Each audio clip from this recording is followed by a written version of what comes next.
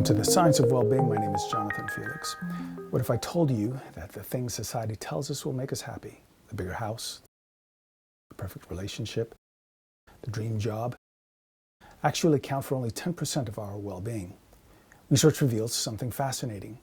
While 50% of our well-being is influenced by our genes and only 10% by our circumstances, 40% comes from our intentional daily choices.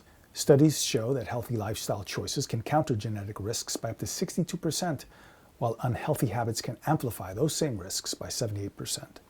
This means we have far more control over our happiness than we might think. It's not about waiting for the perfect circumstances or blaming our genes. It's about the small, intentional choices we make every day, from how we move our bodies and what we eat to how we breathe, think, connect with others, and contribute to the world around us. In this series, we'll explore the science-backed practices that can transform your well-being. These aren't quick fixes or life hacks. They're proven strategies that, when practiced consistently, can help you build a more fulfilling life. Today's focus is on nutrition. After 30 years in education, I shifted my focus to mindful living in 2010. And around 2017, a cardiologist named Dr. Rocha approached me to ask if I'd be willing to facilitate a mindfulness program for a wellness initiative he was spearheading. Like many physicians, he had grown frustrated with the system. He was prescribing pills and procedures. 80% of the symptoms he was treating, though, were preventable. He wanted to address root causes, so he launched an initiative that focused on the fundamentals, things like nutrition and exercise and connection. If we don't address root causes, a pill might mask the symptoms, but the problem will persist. And I'm speaking from experience. In my 30s, I was suffering from intense back and joint pain. I was diagnosed with arthritis, and there are pills for that. But after some investigation and follow-ups with specialists, we identified poor sleep as a root cause. Turns out, after 1 week of insufficient sleep, defined as 6 versus 8 hours, 711 genes were up or down-regulated. Those genes that were down-regulated or switched off were associated with the immune system, and those genes that were up-regulated or switched on were associated with inflammation.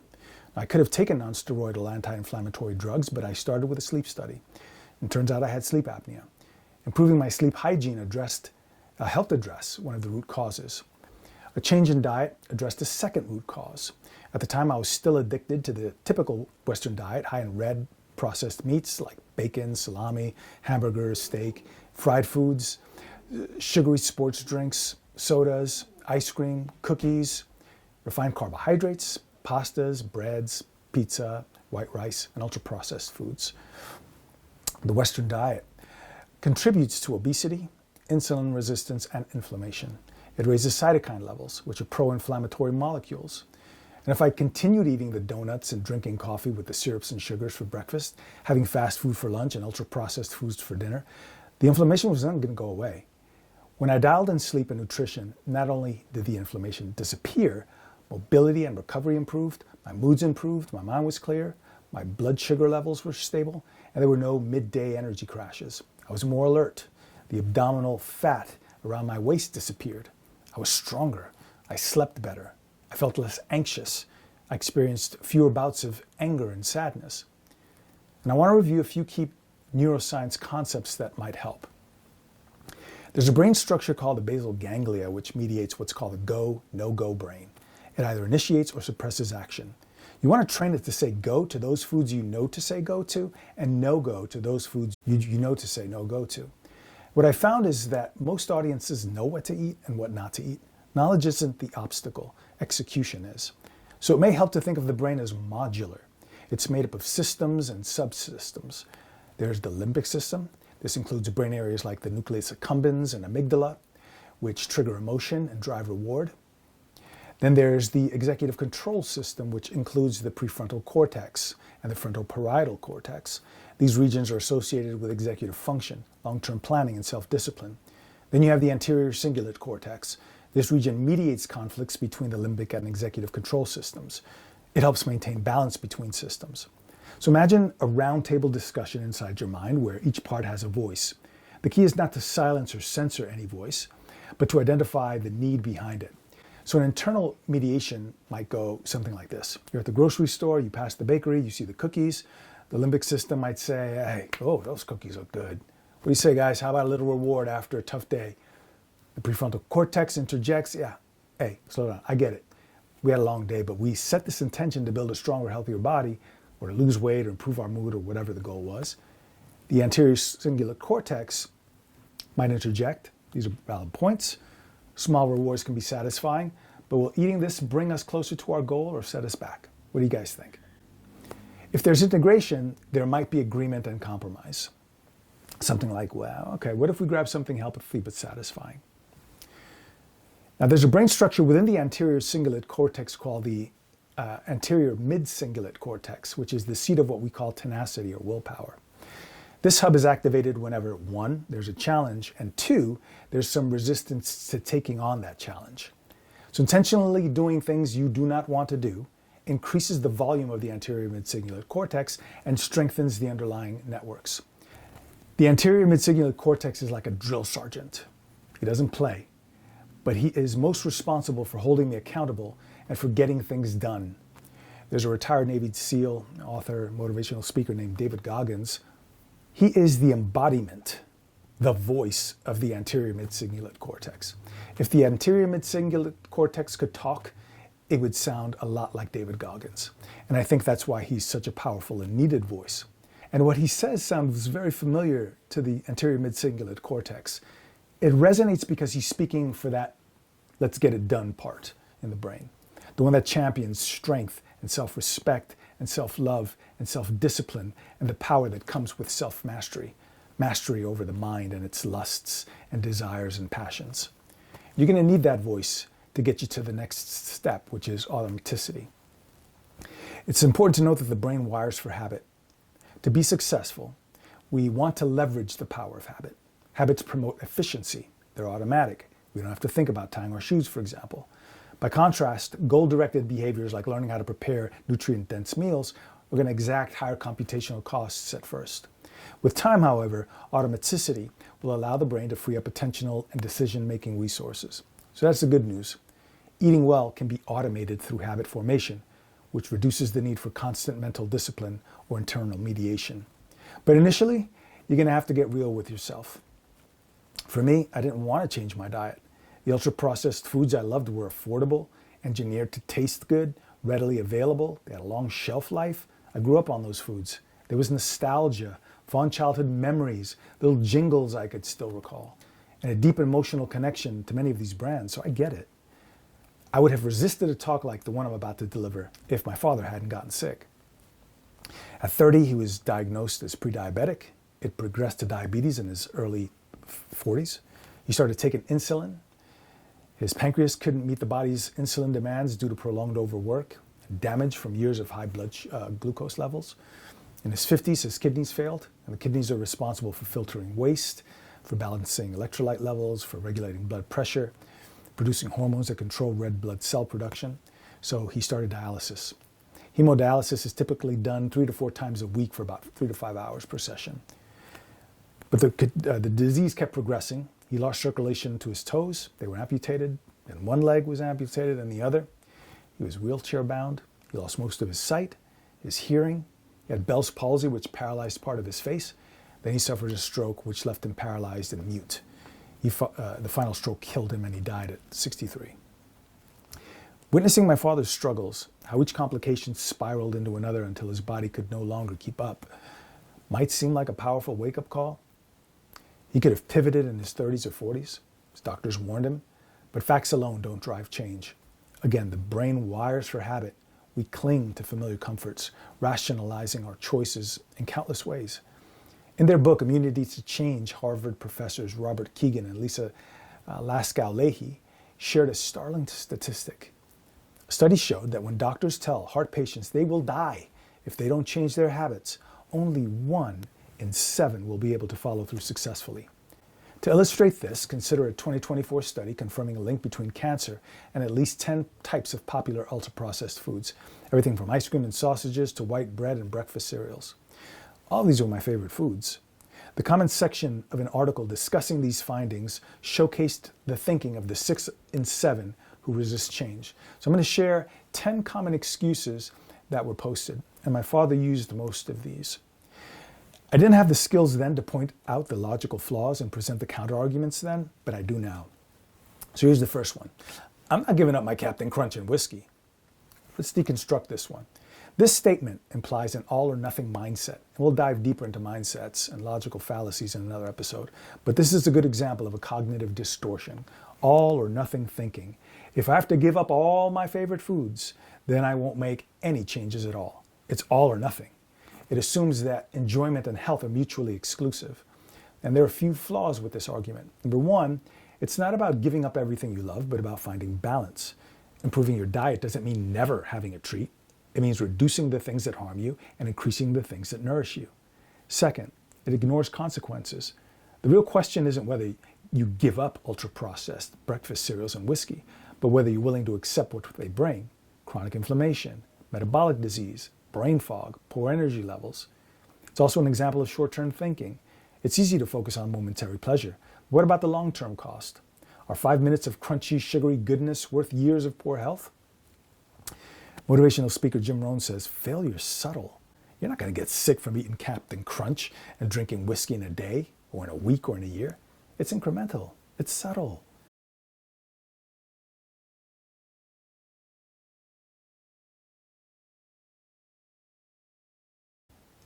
Poor health creeps in quietly. First a small ache here, a hint of tightness there, some stiffness. Inflammation begins as mild joint pain and back pain, arriving in soft whispers. Pound by pound, the scale inches upward, and with it the heaviness of spirit, irritability, sadness, even depression, slowly nibbling away at your peace. It's subtle. By the time you notice, it's your new normal. You can't remember a time when you were clear-headed or happy or healthy, lean or strong. So here's a counter-argument. Another way to frame this. I'm not giving up my Captain Crunch or whiskey. Not even for better energy, for a clearer mind, a stronger body. Giving up ultra-processed foods doesn't mean giving up enjoyment. It means giving up inflammation, sluggishness, joint pain, brain fog, depression, and risk of chronic disease. Second one. I'm done for. That's literally my diet. Let's deconstruct this. The response suggests a feeling of helplessness. If their entire diet is unhealthy, then making a change seems overwhelming or even pointless. It's a classic all or nothing fallacy, assuming that if they can't change everything at once, there's no use in trying at all. Here's some logical flaws with this. It's defeatist. Saying I'm done for implies that their fate is sealed, which isn't true. The human body is remarkably adaptable, and even small changes can make a big difference. They overgeneralize. Just because someone has eaten a certain way doesn't mean they must continue. I eat foods I didn't grow up eating. They weren't part of my culture, but they're part of my diet now. Every meal is a new opportunity to choose better. Here's a sample of some of the meals I prepared a week ago. All right, next, assuming change must be extreme. They don't have to give up everything overnight. Health isn't about perfection, it's about progress. It took me 2 decades to change my diet, and I'm still working on it. First, I eliminated red meats. I started with pork. That was hard. Then beef, which was harder. Then poultry and fish, which was hardest. I reduced breads, dairy, and sugars. And with each step, I felt better, which motivated me to keep going. Symptoms that nagged at me disappeared. So here's a counter-argument. You're not done for. Your body's resilient and can start healing with even small improvements. You don't have to overhaul everything overnight. Let's start with one easy substitution, maybe adding a real whole food to one meal today.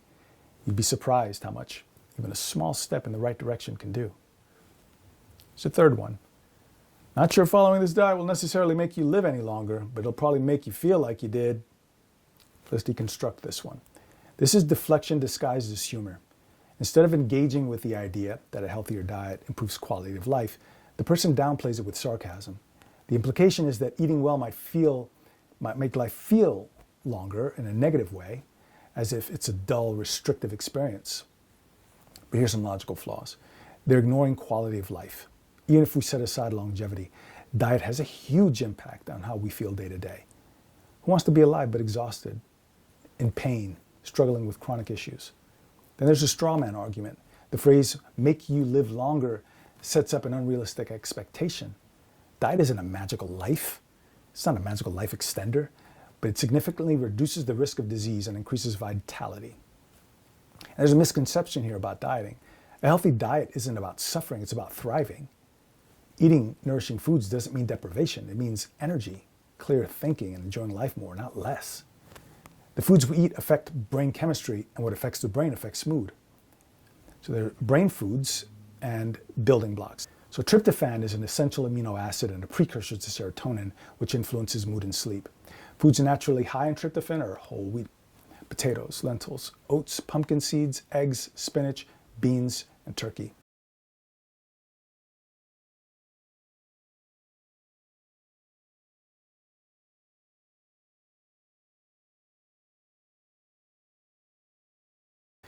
There's another neurotransmitter called gamma-aminobutyric acid. It's an inhibitory neurotransmitter that helps reduce anxiety and promotes relaxation. Fermented foods like kimchi, certain yogurts without the sugars, sauerkraut, kefir, kombucha, almonds, walnuts, brown rice, oats, and beans provide glutamic acid or modest GABA content.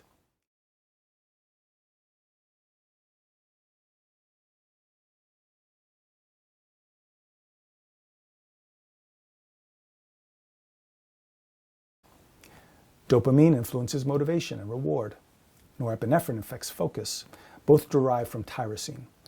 Some foods naturally high in tyrosine include almonds, avocados, bananas, beets, leafy greens, oatmeal, pumpkin seeds, sesame seeds, and wheat germ.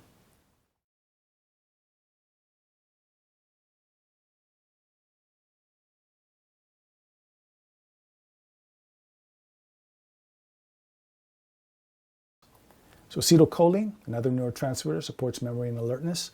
Choline is a precursor to acetylcholine, which you can find in egg yolks, organ meats, peanuts, and certain vegetables like broccoli and Brussels sprouts. Switching your diet to healthy food seems very difficult. Let's deconstruct this. This response expresses a mix of uncertainty and overwhelm, not knowing where to start, feeling disconnected from healthy foods, and assuming that making a change is too difficult. It's not a flat-out refusal, but more of a mental roadblock caused by a lack of familiarity. A couple of flaws in this one. It's overestimating difficulty. Eating healthier seems difficult when you don't know where to start, but in reality, many healthy meals are simpler than processed foods. A few years ago, for example, I gave an order to the anterior midcingulate cortex. Hey, we're going to switch snacks to nuts, berries, and raw vegetables. And the raw vegetables I might dip in hummus. And the anterior midcingulate cortex said, Roger that, and that became my new normal. Underestimating small changes is another problem with this. It assumes a complete dietary overhaul is necessary. But in reality, small additions, like incorporating one new healthy meal a week, can lead to sustainable change. Lack of exposure does not equal lack of ability. Not knowing recipes now doesn't mean they're impossible to learn. Everyone starts somewhere, and healthy meals can be just as easy or easier than what they're used to. The time it took this person to comment on the post, they could have selected a nutrient-dense food like eggs or salmon and looked up a recipe. To celebrate my 49th birthday, a little story, I took off work and cycled 49 miles. And on the ride, I reflected that I'd be approaching a big milestone in another year. And to celebrate 50 years of life, I started brainstorming what would eventually become the 50-50 project. I dedicated my 49th year to looking within to find 50 challenges that would inspire and coax out the best out of me. To challenge and stretch myself, to explore, to connect to others and my passions, and to seek greater bliss and peace. I gave myself the space of a year to go deep because I wanted the list to be real and authentic. So I came up with 50 projects, which I had intended to have completed by the end of my 50th year. It turns out I was too ambitious. I had to extend the project over the course of many more years. So I bucketed tasks into categories. There were creative goals, financial goals, social goals, cognitive goals, fitness goals, altruistic goals, professional goals, and so on. One of the challenges was to learn to prepare a nutrient-dense meal from a different part of the world once a week. So here's some of the foods I learned to prepare. I would find 5-star recipes, get the ingredients, and follow the recipe. Simple. My life was enhanced, not diminished. Now, this is simply part of my lifestyle. It's automated. I don't have to think about it anymore. Sometimes I'll buy healthy produce and query AI to find different ways to prepare it. For example, I bought some eggplant, then asked Claude AI to list recipes from around the world that used eggplant. I settled on Indian baigan bharta because many of the ingredients, like garlic and ginger and turmeric, had medicinal qualities. So here's a counter-argument to that. It's not about flipping a switch overnight. Again, it's about adding one new meal, one new ingredient at a time. What if we just find one simple, tasty recipe using foods you already like? Healthy eating isn't complicated. It's just about taking one easy step at a time. So start with something you'd actually enjoy. The fifth one, if you don't smoke, drink, stay out late, eat only healthy foods, you may live to be 100 if you call that living.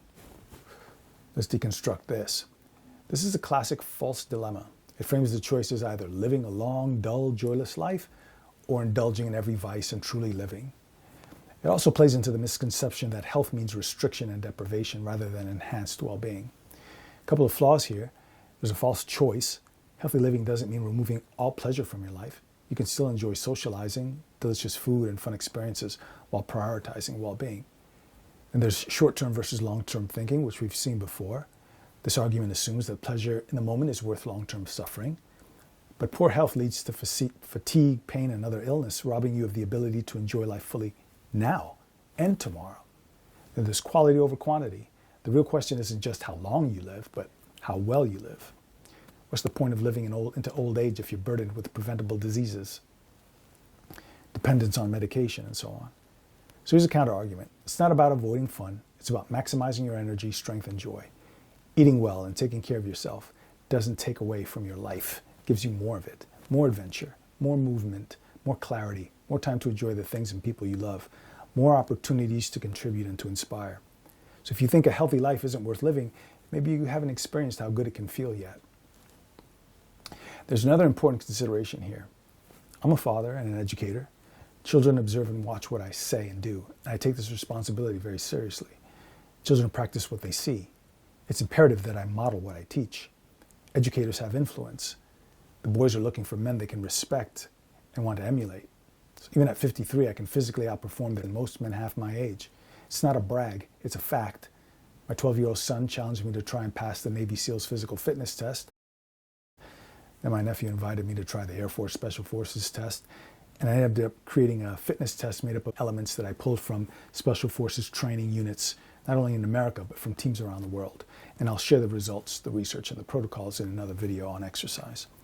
Spoiler alert, nutrition and sleep were the most important habits that promoted my success. Now, unfortunately, many adults have abdicated their responsibilities and power. Some shamelessly market garbage to children. Others wallow in guilt and shame or make excuses for poor choices. Many educators approach nutrition as if they feared offending some multinational conglomerate or hurting a caregiver's feelings with facts. Nutrition is a third rail. As an educator and as a leader, I compromise my integrity if I withhold truth. So here are the facts, folks. More than 60% of Americans have at least one chronic disease. 40% have two or more. Obesity is a major driver, affecting 74% of adults and about 1/3 of children. Over the past 3 decades, childhood obesity rates have more than doubled or tripled depending on the age group. A poor diet has cognitive impacts.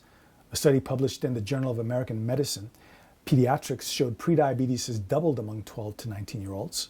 Prediabetes heightens the risk of diabetes and cardiovascular disease. Diabetes used to be uncommon. Now it's the norm. A 30-year study of 1,200 children found that those more active and fit in youth performed better cognitively as adults. Children with higher body mass index showed concerning brain changes, reduced white matter integrity, altered connectivity, and even structural abnormalities associated with poor executive function, motivation, and reward-based decision-making. Such findings suggest that poor diet in early life can impair learning, mood regulation, and long-term brain health. And sadly, I see this playing out in the classroom. Instead of treating root causes, we treat symptoms pharmacologically. There's a medical school axiom that speaks to this. If 100 people drink from a well and 90 get diarrhea, you can treat the symptoms or you can treat the water. We're just treating symptoms and not yet thinking systemically. This is another reason why I'm publishing these lessons. I can't teach like this in the classroom. Nutrition isn't part of teacher training. I took a battery of tests to renew my license 4 months ago. The state wants to know if I know how to balance an equation, not whether I know how to prepare a balanced meal to improve mood or cognition.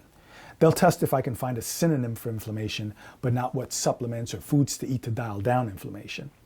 There might be questions on macromolecules, but not on whether the foods I eat are providing me the macro and micronutrients my body needs to perform optimally. We teach the state standards and fill in the right bubbles on tests, but when the real exam comes, our blood panels energy levels, mental clarity, mood, we're suboptimal. And the irony is clear. We're tasked with educating children, yet don't know how to nourish ourselves for the demands of the very job we've trained so hard to do. Now, consumers must be informed and self-advocate. This is the norms of the times. Even a 12-year-old diagnosed as pre-diabetic. If a child is suckered by false advertising into buying an energy bar and vitamin drink marketed as sugar-free from a school vending machine and becomes diabetic, it's her fault. Or we blame her parents. We don't examine public policy, the educational curriculum, misleading ads that affect consumers' perceptions, or corporate complicity. Your doctor may not offer much guidance around making sensible food choices either. Next one. Number 6. Being alive increases your risk of cancer. Some people who have never smoked get lung cancer. Some people who have smoked for decades don't get lung cancer. Let's deconstruct this one. This is an attempt to rationalize unhealthy habits by pointing out exceptions. It's based on survivorship bias and fatalistic thinking. The idea that because some people get sick despite making good choices, and some people seem to get away with bad choices, there's no point in trying to be healthy. Here's some logical flaws. It ignores probability. Yeah, some non-smokers get lung cancer and some smokers don't, but that doesn't mean smoking or other unhealthy behavior isn't a major risk factor. Playing Russian roulette doesn't guarantee you'll lose, but it drastically increases your chances. There's false equivalence. While it's true that cancer can happen for reasons beyond our control, that doesn't mean lifestyle choices don't significantly affect risk. We can't eliminate all risks in life, but we can reduce them. And it's a defeatist mindset. Just because perfect health isn't guaranteed doesn't mean it's not worth striving for. If this logic applied to all risks, people wouldn't wear seatbelts because some people survive car crashes without them. So here's a counter-argument. Yeah, we can't control everything, but we can control a lot. Eating well, exercising, and reducing exposure to harmful substances doesn't just lower cancer risk. It improves energy, brain function, and quality of life. If you had a real chance to reduce suffering and feel better every day, why wouldn't you take it? It's not about fearing cancer. It's about thriving while you're alive. Here's the 7th one. My uncle died at 98. He owned a bar and smoked 3 packs of cigarettes a day and drank. He never went to the doctor and was on no medication. Let's deconstruct this one. It's a classic anecdotal fallacy, using a single, unusual case to dismiss general scientific evidence. It implies that because one person lived a long life despite unhealthy habits, health recommendations don't matter. This logic ignores probability, genetics, and overall trends in health research. There's survivorship bias. Your uncle's the exception, not the rule. For every person like him, there are thousands who suffer chronic diseases or die prematurely from the same habits. It ignores genetics. Some people are genetically predisposed to longevity despite poor lifestyle choices, but that's not something most people can rely on. Health isn't just about longevity. Living to 98 doesn't mean those habits were harmless. Did he have good mobility, good energy, positive moods, cognitive function? Many people who smoke, drink heavily, and avoid medical care suffer for decades before they die. So here's a counter-argument. Your uncle was incredibly lucky, but luck isn't a strategy. For every story like his, there are thousands of others who don't make it past 50 or 60 because of those same choices. Again, the question isn't how long you live, but how well you live. Wouldn't you rather stack the odds in your favor instead of gambling with your health? Number 8, I'm 80 and the only one on the bad list that I don't do is alcoholic beverages. I have type 2 diabetes, high blood pressure, and cholesterol, but hey, better living through chemistry, right? Let's deconstruct this one. This response leans on sarcasm and resignation, suggesting that medication, better living through chemistry, is an acceptable substitute for lifestyle changes. It implies that since they've already made it to 80 and modern medicine is keeping them going, there's no reason to change now. A couple of flaws. Medication does not equate to optimal health. While medications can help manage symptoms, they don't cure type 2 diabetes, high blood pressure, or high cholesterol. They treat the symptoms, not the cause. Relying solely on medicine while continuing harmful habits, it's like mopping up a flood without turning off the faucet. And yes, they've made it to 80, but at what cost?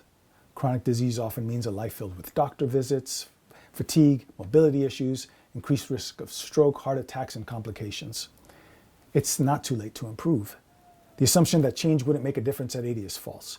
Even small dietary improvements can reduce medication dependency and increase energy, sometimes within weeks. So here would be a counter-argument. 80 is impressive, but imagine how much better you'd feel with small changes. Medications help, but they don't fix the problem. Your body still struggles. I served as a pharmacy tech in the military, and in pharmacology, there's a phenomenon called prescription cascade or polypharmacy cycle. Here's how it typically works. You get the initial prescription. A patient is prescribed the medication to treat a specific symptom or condition. For example, a drug might be prescribed to lower blood pressure or relieve chronic pain. Then the side effects arise. Like most medications, the drug doesn't just target the intended issue, it also affects other systems in the body. And these unattended effects can range from mild, like fatigue or dry mouth, to severe, digestive issues, dizziness, or mood changes. So instead of discontinuing or adjusting the first medication, a second drug is often prescribed to manage the side effects of the first. So if a painkiller is causing constipation, a laxative might be prescribed to counteract that effect. And the new medication might introduce its own set of side effects, requiring yet another drug to mitigate these issues. This stacking can continue, leading to a complex web of prescriptions. And over time, the patient ends up with a stack of medications, some of which are not directly treating the original problem, but are instead addressing side effects from other drugs. One drug treats the disease, a second drug treats the side effects of the first, and before long, the treatment becomes a delicate balancing act of managing the very symptoms by the medications themselves. This increases the risk of drug interactions, potential harm to the patient's overall health, and higher healthcare costs. Lots of people profit from this. It's much harder to profit off of kale and legumes. This is not an anti-pharma screed. Some people born with type 1 diabetes or other conditions need medications to live, and we're very fortunate to have them. One of the main themes is to be proactive, to work inside your circle of power, your locus of power. Type 2 diabetes runs in my family, and it may switch on for me, but I'll continue to outrun it, eat as if, and take care of my sleep hygiene. Arrhythmias also run in my family. If I can't outrun this, thank God there's Eliquis. My mother's on that, and if not for Eliquis, she'd be dead. So if it gets to that, I'll take it, but only after exploring and exhausting the fundamentals. So what if you could reduce the number of pills, have more energy, and feel stronger just by adjusting a few things in your diet? It's never too late to feel better. Then number 9. Unfortunately, a healthy diet is an expensive diet. Meat, chicken, and fish, fresh vegetables, fruit are expensive. Let's deconstruct this. This argument is based on the perception that eating healthy is unaffordable. And it's understandable given the high cost of some organic and specialty healthy foods. However, it ignores budget-friendly healthy options and the long-term costs of an unhealthy diet. So a couple of flaws. There's selective comparison. While some healthy foods can be expensive, many nutrient-dense staples like beans, lentils, eggs, frozen vegetables, and seasonal fruits are often cheaper than processed convenience foods. I ran a pilot program at the Boys and Girls Club with a $10 budget. This was in 2023. I bought masa, corn flour with lime that's popular in Central American cuisine, a bag of dried black beans, some sea salt and pepper. We plucked some tomatoes and cilantro from our garden. We made homemade black bean tacos, and I fed more than a dozen middle schoolers. Some even had seconds. One researcher suggested rich Westerners eat more like poor people from developing nations. And interestingly, when their economies improve and they begin eating more like us, they get the same first world diseases. So this argument ignores long-term costs. Eating an unhealthy diet might seem cheaper in the short term, but in the long term, it leads to higher medical expenses. Medications, doctor's visits, chronic disease management, all that stuff adds up. And while the person who suffers bears some of the financial cost, that burden is passed on to the family and to society. Budgets around the world are being saddled with healthcare costs they're struggling to afford. So there are ways to eat well on a budget: buying in bulk, choosing frozen over fresh, prioritizing affordable protein sources, and reducing food waste can all make healthy eating cost effective. Number 10, I'm not going to give up foods considered ultra-processed and eat only healthy food. Life is too short. Life is short, which is exactly why you'd want to feel good while you're living it. Life is short, and it may be a lot shorter with more physiological and psychological pain if you keep eating poorly. So that's a sample of some of the poor thinking that we need to expose the light of reason to. Junk foods fuel junk food cravings. Junk food cravings fuel the junk food industry's profits. The foods are engineered to taste good. They're good for profits, not necessarily good for you. And the industry thrives on poor logic. And it serves up nutrient-poor foods that may contribute to cognitive decline. And this isn't hyperbole. We host trillions of bacteria in our microbiome, which is key to digestion, immunity, neurodevelopment, and mental health. These microbes communicate with the brain through the nervous, immune, and endocrine systems. Gut microbiomes produce neurotransmitters, some like I've mentioned, dopamine, serotonin, GABA, which influence mood, motivation, and relaxation. So here's a rhetorical question. Are our junk food cravings truly ours? Or are they the appetites of microbes we've unknowingly fed and unwittingly allowed to infest our guts? Some researchers have formed hypotheses and have begun investigating this. There's research to suggest that gut microbiome microbes can influence host eating behavior to favor their own survival. A 2014 study by Alcock and Malley proposed that certain gut bacteria may manipulate eating behavior by producing cravings for foods that support their growth, like sugar-loving bacteria driving cravings for sweets. A 2019 study on the role of short-chain fatty acids in microbiota found that some gut bacteria ferment dietary fibers into short-chain fatty acids, which can influence brain function through the gut-brain axis.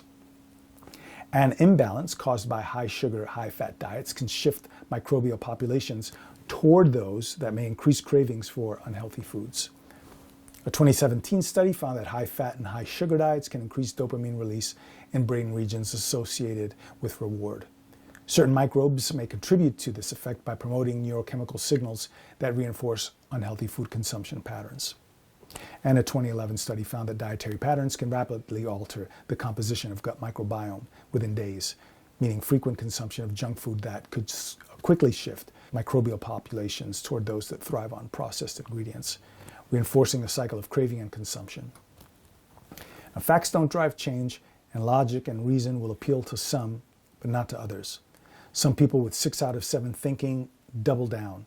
To assert their independence and free will, some people are going to watch this and they'll deliberately self-sabotage and order fast food after it's done. And my mother and sister attended one of my lectures on nutrition. After the talk, they stopped at Kentucky Fried Chicken and ordered potatoes, coleslaw, and biscuits. And I wasn't offended, I was curious. The brain is fascinating. And there's a series of questions I may sometimes ask myself when I'm at that juncture, when I'm struggling. Here are the first two. If I say yes to this, what am I saying no to? If I say no to this, what am I saying yes to? If I say yes to, say, a healthier diet, I'm saying no to inflammation, metabolic syndrome, depression, and so on.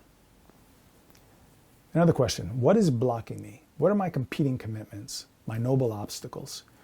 Tim Ferriss shared that, noble obstacles. I love that reframe. What's the real challenge for me here? If I say no to a healthier diet, I may be saying yes to social connection. All my friends and family eat ultra-processed foods. I may be saying yes to acceptance, to belonging, to a love that's non-judgmental. These are noble obstacles. Family and tradition are noble obstacles. All cultures use food to connect. If your culture has healthy, nutrient-dense cuisine, great. If not, it's going to be a challenge. I showed how I adopted other cultural staples and fused them, and it's also worth noting that culture changes. The standard American diet of today would have been completely unrecognizable and foreign to Americans living a century ago, and the diet of tomorrow will be unrecognizable to Americans today. What obstacles can I anticipate, and how will I overcome them? I have a fondness for sweets, so I just don't buy them. When cravings arise, I'm too lazy to drive to the store just for cookies. Another technique, visualizing failure. That's another tool you might want to try. Sometimes this is more effective as a visualization strategy than imagining success. This one was easy for me. I just think about my dad and recognize that I inherited his genes, and that's enough. What do I get from this? This question is one Judson Brewer uses to help people break from addictions. Think of the habit you want to break, really imagine the habit, then ask yourself, what do I get from this? It may feel good or calm you down, but if you go deeper, what does it feel like in the body? What sensations, urges, or emotions come to mind? How rewarding is this really? So if I were to eat a jelly donut, I'd feel an initial rush. After a few minutes, though, I may feel the crash. Stiffness in my joints, fatigue, a sugar crash following the simmering irritability and excitability. It's important to note that the discomfort is a lag measure. So you'll want to sit with this and feel it and stay with that for a few minutes. Tara Brach popularized a technique by an insight meditation teacher named Michelle McDonald. It's called RAIN. It's an acronym that stands for Recognize, Accept, Investigate, and Nurture. But I prefer for N, non-reactivity, or even L for letting go, so RAIL. If I feel stressed and my conditioned response is to reach for a slice of pie and a glass of wine, rather than react, I can sit with the discomfort and relax into it. I don't act on my impulses or urges. The urge arises, I recognize it, accept it, investigate it without judgment. I can feel the sensations. Tingling is tingling, pulsing is pulsing, an accelerated heartbeat is an accelerated heartbeat, shallow breathing is shallow breathing. There's no storyline, just raw moment-to-moment experiencing. Thoughts and emotions will blend with sensations. But with practice and over time, we see these as discrete processes. I may feel uncomfortable, I may feel aversion to the discomfort, anticipation may follow, I may want to reach for the cookies, and as I mentioned, it may not be a good idea to have them in the house at all. Because when conditioned habit patterns arise, I'll very likely revert to old patterns. If, however, I can allow this to arise and simply be with the discomfort, to watch it and feel it and stay with the intensity of it, to embrace the chaos of it, a different neural process will begin to unfold. We're strengthening the anterior cingulate cortex. We're learning to attend to sensations with curiosity and not judgment. We're developing equanimity and non-reactivity and a balanced mind. Over time, the brain will change structurally and functionally. So let's move on to practical steps for better nutrition. Recommendation 1, leverage the power of habit. Setting smarter goals can help. A smarter goal is specific. For me, it was learning how to prepare one nutrient-dense meal from somewhere around the world every week. It's measurable. I kept a simple spreadsheet. It's actionable. I started with stuff that I had in the refrigerator and the ingredients that I had. It was realistic. It was time-bound. It started off as one per week. It was definitely engaging, and that may be key for maintaining engagement. I love to eat, and I love to eat well, but I can't afford to take my family out to 5-star restaurants all the time. Now I have a 5-star kitchen. Even better, my children have all learned to cook well. My mother and sister eat well. The people I love most benefit from my efforts and from my discipline. And we were able to sit together at meals, we cook together, and it's enjoyable. We're getting that family connection and that quality time together. The R in Smarter is recorded, and again, I log these recipes as I go and repeat my favorites. Recommendation number 2, track your biomarkers. Periodic blood tests for glucose, iron, and inflammatory markers like CRP can guide dietary choices. Recommendation number 3, mind your microbiome. You might want to consider adding fermented foods like yogurt, kimchi, sauerkraut, if you can tolerate them.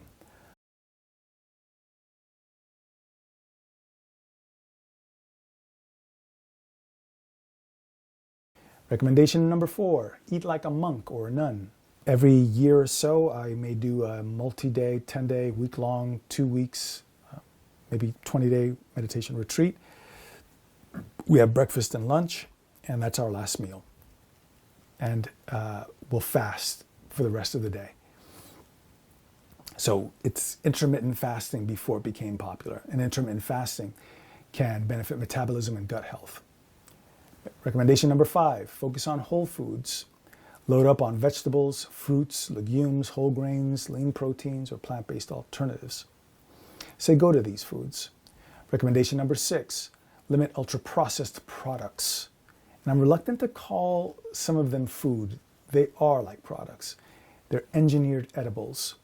Ultra-processed foods are industrially formulated products containing additives, flavor enhancers, synthetic dyes, often with little or no intact whole food. They include soda, candy, fast foods, processed meats, and more. It is a simple classification system called NOVA. NOVA 1 are unprocessed, minimally processed foods. These can be eaten raw. They include most fruits and nuts, leafy greens like lettuce and spinach, roots like carrots and radishes, cruciferous vegetables like broccoli and cauliflower, legumes like snap peas and green beans. Nova 2 category are culinary ingredients. That's salt, oil, spices. These may be cooked or steamed or baked. They're derived from Nova 1 foods. Nova 3 foods are processed foods like breads and cheeses, canned vegetables. Nova 4 foods, that's the ultra-processed, ready to eat, made mostly from additives. Eat Nova 1 and 2 foods, maybe some from category 3. Sadly, about 80% of the items in the average American grocery store fall into Nova 4. And a study published by the American Medical Association found that getting just 20% of daily calories from ultra-processed foods correlates with higher risks of inflammatory bowel disease, cancer, obesity, and early death. Priscilla Machado of Deakin University explained that ultra-processed foods often lack antioxidants and phytochemicals found in whole foods. Nutrients artificially re-added to processed products are inferior to those naturally occurring in unprocessed foods. Another way to reframe that recommendation in neuroscientific terms is to limit or say no-go to ultra-processed foods. And by the way, this is not a big food attack or food industry rant. This is about me and you. Every time we choose whole, organic, and nutrient-dense foods, we send a clear message. If enough of us shift our habits, the food industry is going to pivot quickly and decisively to meet that demand. Companies follow profits, and profits follow consumer choices. Change doesn't just trickle down from corporate boardrooms. It rises up from our grocery lists and our commitment to better health. The revolution starts with what we put in our grocery carts and our shopping carts. Recommendation number 7, pay attention to how you prepare Nova 2 foods. Deep frying not only adds calories, but also removes beneficial antioxidants and oils. Reused frying oils disrupt the liver-gut-brain axis, potentially causing neurodegeneration. Seed oils like sunflower, canola, corn, and grapeseed might exacerbate inflammation. And the average American consumes nearly 100 pounds of seed oil per year. How foods are packaged also matters. That's recommendation number 8, reduce plastics. Replace plastic bowls, cooking utensils, water bottles with glass, stainless steel, aluminum, ceramic. Use a water filtration system. Buy fresh, unpackaged produce whenever possible. Bring cloth bags to grocery stores to carry organics. Reduce consumption of foods that come in plastic wrapping.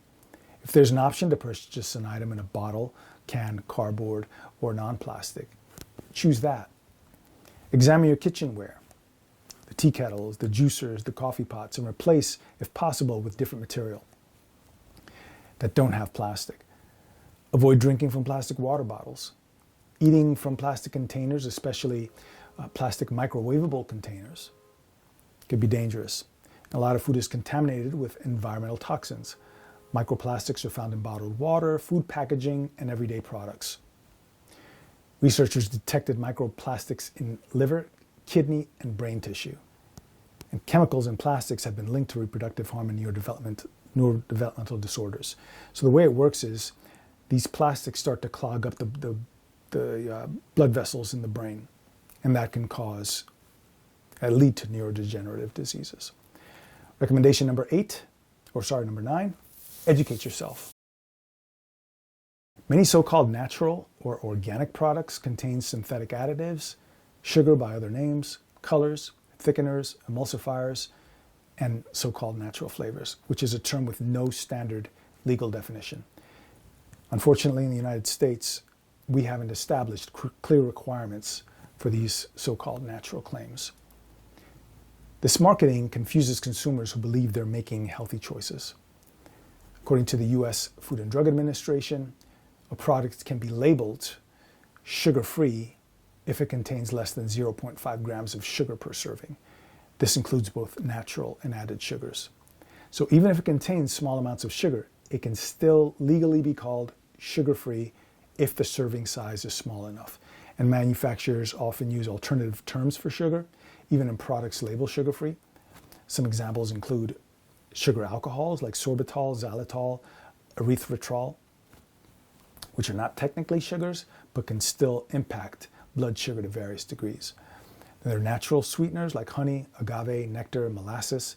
These are sugars, but some labeling loopholes may allow small amounts. Other names: dextrose, maltose, lactose, fructose, high fructose corn syrup. Sugar-free usually refers to added sugars, but some foods naturally contain sugars, like lactose in dairy products. A sugar-free yogurt, for instance, might have natural lactose, even if no sugar is added. Some products use artificially small serving sizes to meet the less than 0.5 grams per serving requirement. Consuming multiple servings could lead to significant sugar uptake despite the sugar-free label. A sugar-free syrup could list the serving size as 1 teaspoon, but if someone uses 3 or 4 teaspoons, they're unknowingly consuming a non-negligible amount of sugar. What's legal isn't always moral. While technically compliant with legal definitions, again, less than 0.5 grams per serving, companies can exploit a loophole that can mislead consumers who have health conditions like diabetes and rely on sugar-free products to manage their condition. They're making purchasing decisions based on trust in the labeling system. A lot of people aren't reading the fine print on serving sizes, assuming sugar-free means 0 sugar in the entire product. Again, what's legal isn't always moral. Just because a practice complies with regulations doesn't mean it aligns with integrity or ethical responsibility. And many companies have mastered the art of manipulating customer perceptions while maintaining plausible deniability through technical compliance with the law. They can meet the letter of the regulation while betraying its spirit, prioritizing their profits over our well-being. But ethics and integrity matter, and this course isn't just about physical health or dietary choices. It's about fundamental well-being, which includes the alignment between your actions and your values. You might profit handsomely every time you violate your moral code, assuming you have one, but make no mistake, there's a hidden cost. That cost shows up as stress, diminished self-respect, and the slow erosion of your own sense of purpose and integrity. True wellness isn't just about the body, it's about living in alignment with principles that nourish your mind, body, and spirit. And not just for me and my family, but for you and yours. Ethically, consumers deserve full transparency to make informed decisions, especially when health risks are involved. And misleading labels that deny people that agency. So educate yourself. Recommendation number 10, leverage strong emotions to drive change. Disgust is considered a negative emotion, but it can be a powerful driver that motivates us to act. We can leverage negative emotions to sustain motivation and change. Better to educate ourselves than to trust the integrity of advertisers, the goodwill of marketers, or the moral codes of elected officials. A marketer can deceive me with clever packaging, but in the end, the body keeps score. My father's pancreas, his liver, his gut microbiota, and the cells didn't respond to the clever ads, but to the chemical compositions of the foods he was consuming. The thousands of dollars he spent over the course of his lifetime on junk and processed foods sickened him. And not one of the food companies that engineered the foods he consumed sent him a get well card when he was admitted to the hospital. Now, one of the multi-billion-dollar multinational corporations helped with his medical expenses, which crippled the family's finances. Not one of the lobbyists or lawyers who promoted and defended the interests of the conglomerates shared in the burden of his care. Disgust. He got sick, that crippled the family's finances and limited his options. I never felt sorry for him, though. Compassion, yes. Pity, no. Ultimately, though, he made choices that undermined his well-being. Now, when I see ultra-processed garbage being sold to children by people who know better, anger joins disgust. These emotions could be caustic if I didn't alchemize them into action. I'm technically on vacation as of this recording, but I've been working on this script all week. I'm not stewing in anger. I'm doing my job. And hopefully this message will reach those 1 in 7 who are ready to change. And if I can influence 2 out of 7, 3 out of 7, or 4 out of 7, my efforts would have been worth it. Recommendation number 10, brace yourself. When you prioritize your health and change your diet, you're going to meet resistance. So be ready. Brace yourself. Not only is your brain going to rebel, your family, friends, and colleagues may also push back. There's a Japanese proverb that speaks to this. Deru kugi wa utareru. The nail that sticks out gets hammered down. But if you want to nail your goals, pun intended, you'll want to bolt down your resolve and screw pressure to conform. I don't want to conform to sickness or littleness or limitations. So brace yourself. Facing uncomfortable truths can be unsettling. Questioning norms can be unpleasant. So this talk is it's about more than eating kale and spinach. Your health, actions, and mindset contribute to the well-being of the whole, which is why I really mean it when I say, I wish you and your loved ones good health, peace of mind, prosperity, and all good things. See you next time.